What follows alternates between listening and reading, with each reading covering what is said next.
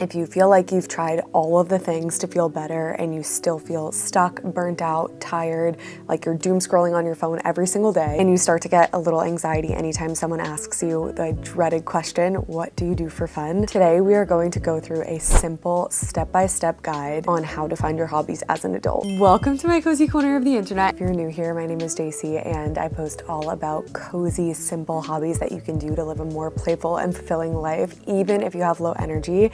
And one of the most asked questions I get is, how do I find my hobbies as an adult? If you are starting from square one, I know that this can feel overwhelming and I really want to make this as easy as possible for you. We will go through everything together, and by the end of the video, you will have a unique list of hobbies that you can try out no matter what your energy level is to set you up for success. Why is finding hobbies as an adult so difficult? If we think back to how we were raised and how we're conditioned in society, as a child, you always have things planned out for you. You have art classes and school and after school sports, and it's all very structured. As an adult, after college, once that structure starts to fade and we start to get into new routines with a 9-to-5 or with another type of job, or even when you're older and you have kids and you're kind of navigating a new period of life, of course it makes sense that starting something new would feel overwhelming. And on top of that, when you pair feeling overwhelmed with having low energy and maybe even a little sprinkle of perfectionism, that is the perfect recipe for doom scrolling on your phone and not finding anything that actually feels enjoyable for you, because it feels impossible to get started. And when you're burnt out and you're not feeling well, it is really hard to identify what you actually like because nothing sounds good. But the good news is you don't have to have it all figured out, and we can just take it step by step together. Even just like the little babyest step, even just adding 5 minutes of something into your routine can make such a huge difference. If you're new here, you might not know that I'm obsessed with neuroscience, and I always need to understand the why behind something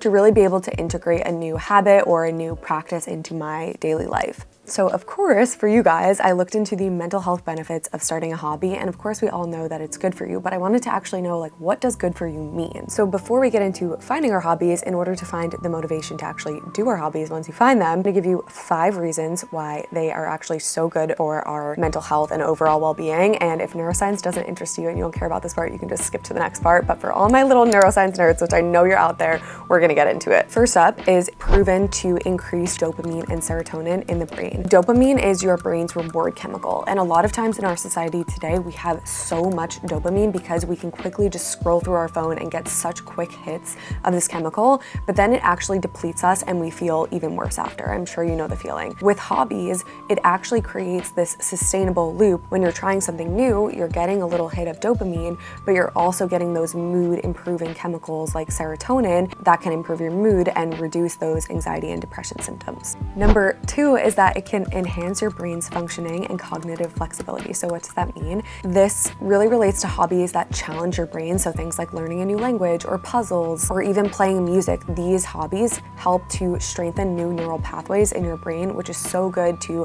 prevent things like Alzheimer's as you get older, because you're doing things that are keeping your brain fresh. Cognitive flexibility really means that you're increasing the way that you can navigate problems in your daily life. So even if you don't know it, things like puzzles can actually help your problem solving skills when you encounter a problem at work or in your personal relationships. Is that it provides a sense of personal accomplishment that's not tied to monetary compensation. So mastering a new skill or learning something new or completing a project builds what's called self-efficacy. Self-efficacy is so important. It's our belief in ourselves to succeed. I feel like so often people are struggling with lack of confidence, having these limiting beliefs, and they think that looking a certain way or making more money is going to make them feel better. But really what helps you feel better is increasing your self-confidence through showing yourself that you can do new things.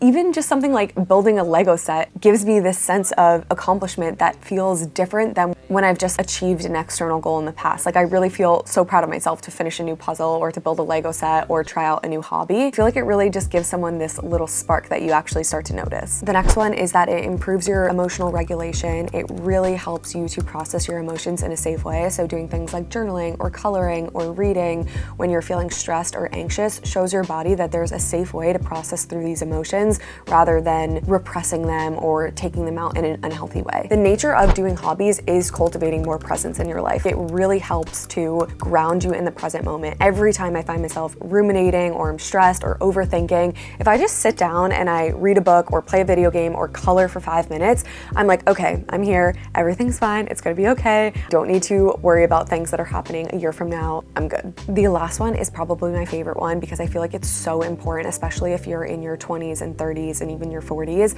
And it's that hobbies help to promote your sense of identity and purpose. So often I feel like so many people have a quarter life or a midlife crisis because they realize their whole identity is wrapped up in their job or things that are just not that meaningful to them. I really feel like hobbies start to shape your identity and your personality outside of work, outside of your other responsibilities, build up the foundation of who you are as a person, and it's completely unique to you. Having a sense of overall purpose in your life is so important for your overall well-being. Okay, now that you listened to my little neuroscience presentation, you're thinking, JC, how do I find my hobbies? And we're gonna start with something fun, and that's cultivating a little bit of nostalgia. A lot of the times when we're talking about hobbies, people are like, think back to what you liked as a kid, but it's kind of hard to remember what you liked as a kid sometimes, especially if you're a lot older. So a fun way that I started to cultivate those feelings of what I liked when I was little is to make a vision board of my inner child. Vision boarding is such a powerful tool, and I feel like sometimes it's hard to get out all the glue sticks and the magazines and do like an actual vision board. So I love doing digital versions of a vision board, and you can do this on your phone, your computer, an iPad. It is so simple and very addicting. For this one, you'll start by going to Pinterest to collect all of your images. And when you're doing this, I want you to think about a couple things. Maybe close your eyes for a second and get into that mindset of being little and start really simple. What were your favorite foods when you were little? What shows did you like to watch? What scents did you like? What smells remind you of your childhood home? What were your favorite games to play when you were little? What did you dream about? What did you want to be when you grew up? What made you feel excited and curious and alive? What were your favorite characters from shows or movies? And just start to search those things on Pinterest and create a board of all of those things together. This is going to take you down a trip of memory lane. I had so many images when I did this. Next, you're going to go to this app called Shuffles if you have an iPad or an iPhone. And if you don't and you want to do this on your computer, you can use Canva. From there, you can just put all of your images on your canvas and you can play around with cutting them out and doing them in different shapes and really just making it however brings you the most joy. I am obsessed with how mine came out. I set it as my background. Whenever I'm feeling overly critical or judgmental, just look at this little baby version of myself and I feel a huge responsibility to take care of her and be gentle and nurturing. Now that you're in the mindset of your inner child, you have your inner child vision board, you're starting to remember some of the things that you liked in a very visual and sensory way. Next, we are going to take a very simple practice from one of my favorite books, The Artist's Way by Julia Cameron. If you haven't read this book, I highly, highly recommend. It is so incredible and such a good way to start to reconnect with your creativity. Go grab your journal or maybe even just your notes app and start to open to a new page. In it, I want you to write down 10 things that you enjoyed when you were little. This can be anything from writing stories to baking to riding your bike to being outside in nature, reading fantasy books, drawing, playing video games. Truly, possibilities are endless. If this is harder for you, maybe you just start with 5 things. If this is easy, maybe you write 20 things. Once you have the list of those 5 or 10 or 20 things, next to it, I just want you to write down the last time you did those things. So maybe it was yesterday, maybe it was last month, maybe it was years ago, maybe you haven't done this thing since you were 7 years old. And I feel like doing this to show you that maybe some things that you loved when you were little, you haven't been able to do in a very long time. Then just take a little look over this list. Think about what feels exciting to you and what maybe you would like to start with, but you don't have to do anything just yet. Maybe just write a little star or a heart next to one of those things. If you're starting to get a little anxious or overwhelmed, I want to just ground us in the mentality that we need to have a beginner's mindset when it comes to hobbies.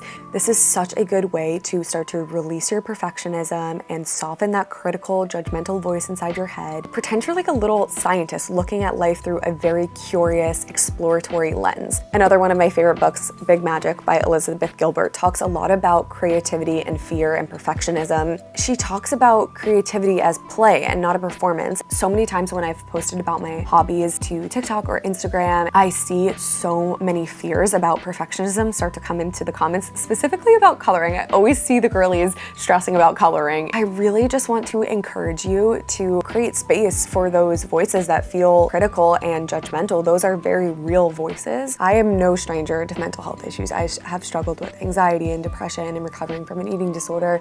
I truly tried all of the things to feel better. I listened to all the podcasts. I did the yoga, the meditation, the therapy, and while those things were helpful, I feel like the thing that changed my mental health the most was rediscovering hobbies I loved as a child and reconnecting to that younger, playful, more curious version of myself that I had when I was little. See if there's anything beneath the surface, any of those little creeping voices that maybe are a little bit repressed that are like, wow, I would love to start baking again. I would love to start writing again. Those little inklings of things that you can can feel in your gut, but you're not creating enough space for because of a sense of perfectionism or overwhelm. And maybe perfectionism isn't even what's holding you back. Maybe just your energy levels and feeling burnt out is holding you back.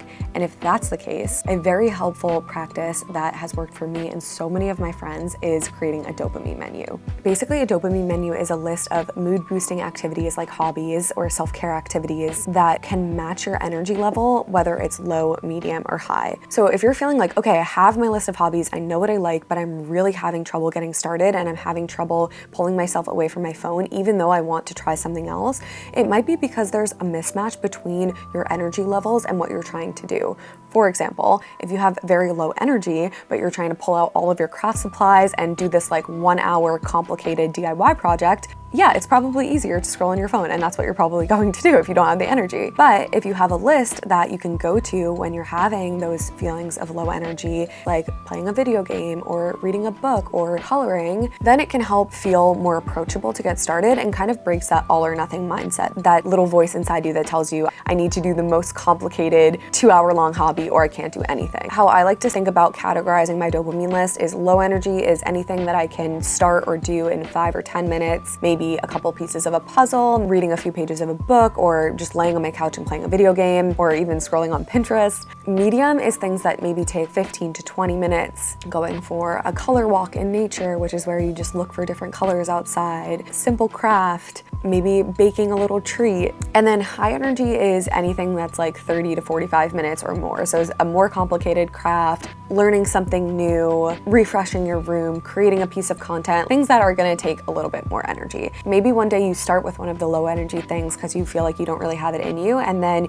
you start to get a little energy back and you're like, oh wait, I actually have more energy to do another thing on my list. And it can just really be a practice that meets you where you're at instead of feeling like another thing on your to-do list. Okay, that was a lot of information. So let's recap practical ways to start your hobbies. First one, get in the mindset of your inner child, whether that's through listening to a song that you loved when you were little, creating a vision board of things that you loved when you were younger, making a list of things that you loved to do when you were younger, any of these practices that can really just help remind you things that you already know and love, but just maybe are having trouble connecting to. Also, it doesn't have to be things that you loved as a child. Once you have that list, maybe you make another list of a bucket list hobbies, things that you want to try, things that you've been seeing other people do that could look interesting to you, really just opening your mind to possibilities here. The next thing is taking all of those lists and categorizing them into low, medium, or high energy for your dopamine list.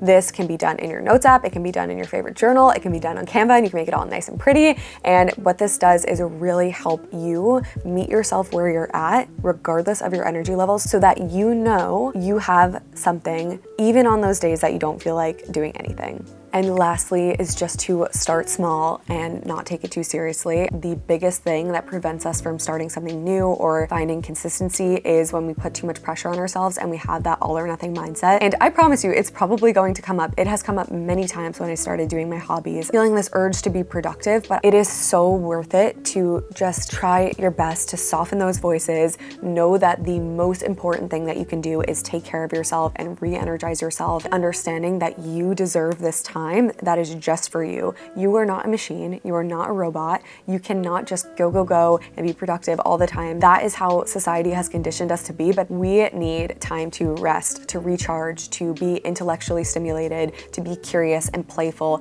And I promise you, once you start to soften those critical, judgmental voices that are telling you that you don't deserve this and that you're not doing enough and that you can't take 10 minutes out of your day to read or play a game or do something that actually brings you joy, over time, you will start to feel better and you will start to strengthen those other parts of you that know this is the best thing that you could be doing for your mental health. I could talk about this all day, which is why I created this YouTube channel to share with you cozy, low energy hobbies. And I have so many exciting videos for you coming up. I have a whole list that I just keep thinking about and dreaming about. So if this is a cozy corner of the internet that you want to stay on, I would love to have you here with me. Make sure that you subscribe, turn on your notifications so that you know when I post a new video. Comment down below some of the hobbies that you're excited to start or some hobbies that you've been loving. My favorite part of creating content is hearing from all of you. Thank you so much for being here. It truly means the world to me. This lights me up inside like no other. So I'll see you in the next video. Until then, be gentle, take good care of yourself, and stay cozy. Bye.